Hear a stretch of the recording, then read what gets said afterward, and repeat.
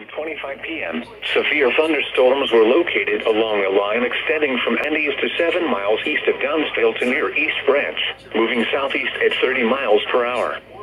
Hazard, 60 miles per hour wind gusts and half-dollar size hail. Source, radar indicated.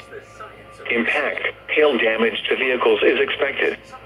Expect wind damage to roofs, siding, and trees.